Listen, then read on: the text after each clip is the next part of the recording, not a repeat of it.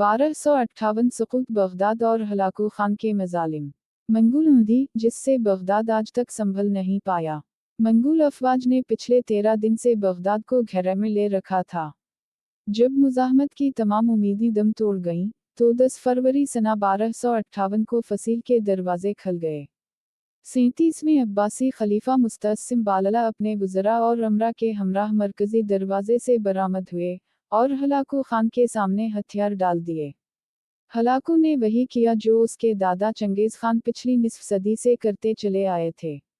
इसने खलीफा के अलावा तमाम अशराफिया को वहीं तलवार से मौत के घाट उतार दिया और मंगोल दस्ते मलबलात बगदाद में दाखिल हो गए।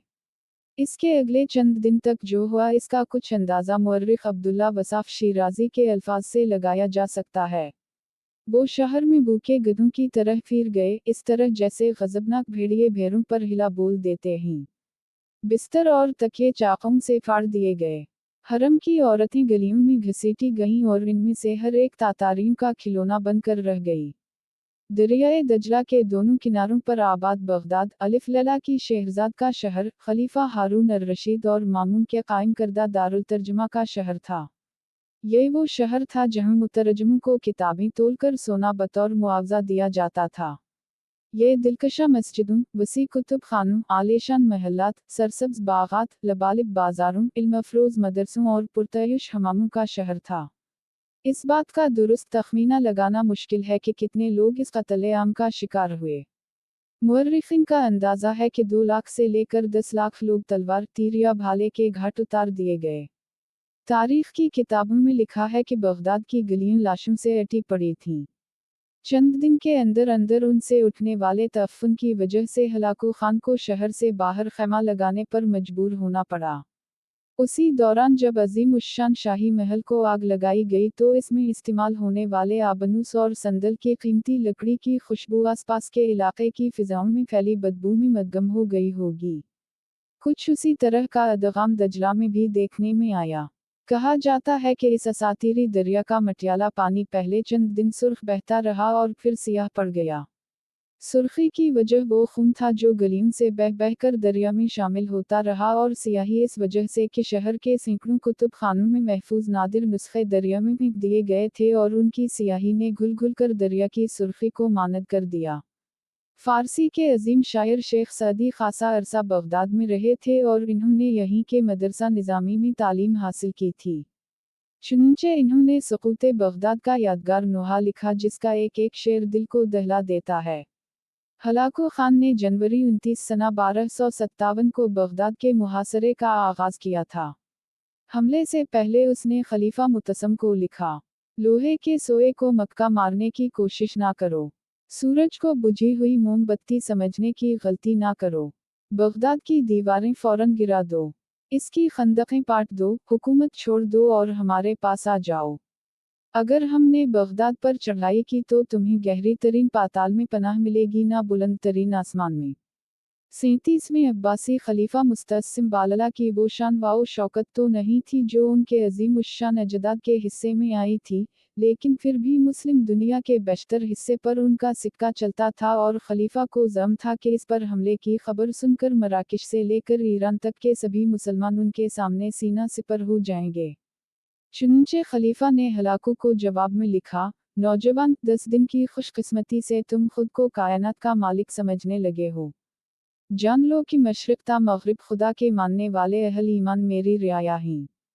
सलामती से लौट जाओ। हलाकू खान को अपने मंगोल सिपाहियों की सलाहियतों पर पूरा इतिमाद था।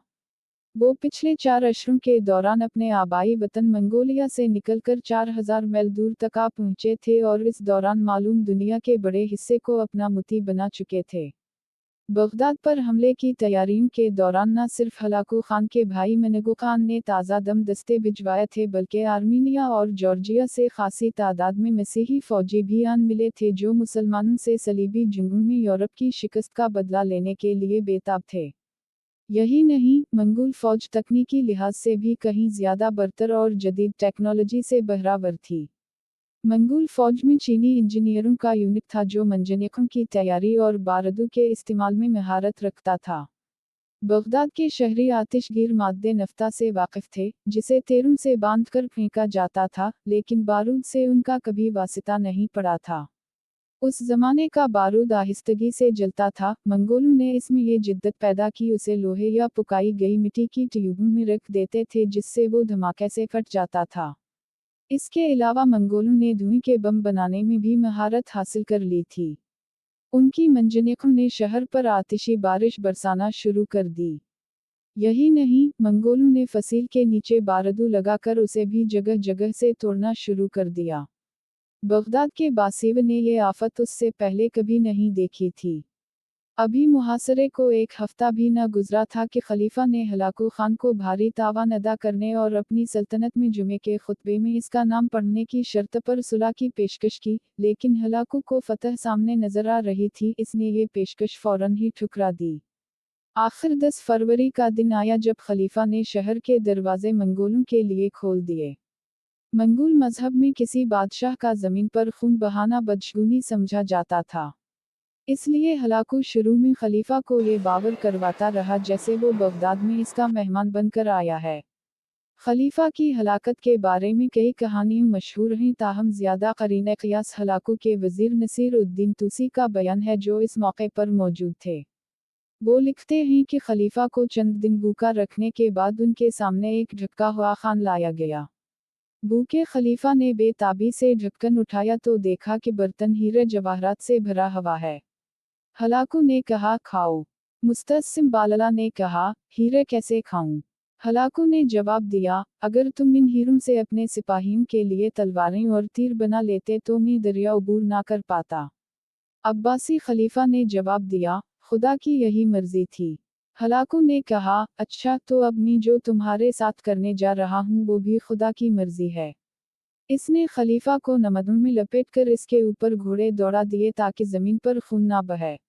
बगदाद की बुनियाद मुस्तसिम बालला के जिद अबू जाफर बिन अलमनसूर ने सना 762 में बगदाद नामी एक छोटे से गांव के करीब रखी थी।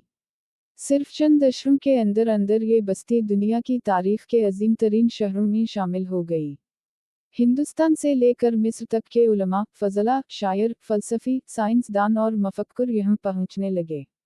उसी ज़माने में मुसलमानों ने चीनियों से कागज़ बनाने का तरीक़ा सीख लिया और देखते ही देखते शहर अलमी सरगर्मियों से मामूर हो गया। 9वीं सदी में बगदाद का हर शहरी पढ़ लिख सकता था। तारीखदान टर्टियस चैंडलर की तहकीक के मुताबिक सना 775 से लेकर सना 932 तक आबादी के लिहाज से बगदाद दुनिया का सबसे बड़ा शहर था। इसके अलावा उसे 10 लाख की आबादी तक पहुंचने वाले दुनिया का पहला शहर होने का एजाज़ भी हासिल है। दारुल तर्जमा बेत अल हिकमा में यूनानी, लातीनी, संस्कृत, सरयानी और दूसरी ज़ुबानों से किताबें तर्जुमा होने लगीं। यही किताबें सदियों बाद यूरोप पहुंचीं और इन्होंने यूरोप की निशात अलसानिया में अहम किरदार अदा किया। अलजबरा, एल्गोरिथम, अलकीमी, ज़ैनत, अल्कोहल वगैरह जैसे दर्जनों अल्फाज बगदाद के उसी सुनहरे दूर की दीन हैं। बगदाद में बसने वाली चंद मशहूर हस्तियों के नाम भी देख लीजिए। जाबिर बिन हयान, जदीद केमिस्ट्री का बानी, अल-ख्वारिज़मी, अलजबरा का बानी, अलकंदी और अल-राज़ी, मशहूर फ़लसफ़ी, अल-ग़ज़ाली, मशहूर मफ़क्कुर, अबू नवास, अज़ीम अरबी शायर, शेख सअदी, अज़ीम फ़ारसी शायर, ज़रीब, मशहूर मौसीक़ार, तबरी, मशहूर तारीख़दान, इमाम अबू हनीफ़ा, इमाम अहमद बिन हम्बल, इमाम अबू यूसुफ़, मज़हबी रहनुमा। आज से ठीक 760 बरस कबल बगदाद पर चलने वाली इस नागहानी मंगोल आंधी ने मेसोपोटामिया की हजारों साला तहजीब के कदम ऐसे अखाड़े कि वो आज तक संभल नहीं पाई। यही नहीं बल्कि उसके बाद से आज तक कोई मुस्लिम शहर बगदाद की शान व शौकत के इशरे इशीर तक भी नहीं पहुंच सका। बाज़ माहिरीन ने लिखा है कि मग़रिबी तहजीब सिर्फ उसी वजह से फल फूल सकी कि मंगोलों ने उस वक्त की बरतर मुस्लिम तहजीब को तबाह करके मग़रिब के लिए रास्ता हमवार कर दिया था। अगर आपको हमारी ये वीडियो पसंद आए तो चैनल को सब्सक्राइब करते जाएं और घंटी का बटन दबा दें ताकि आपको अच्छी वीडियोस बर वक्त मौसूल होती रहें। शुक्रिया।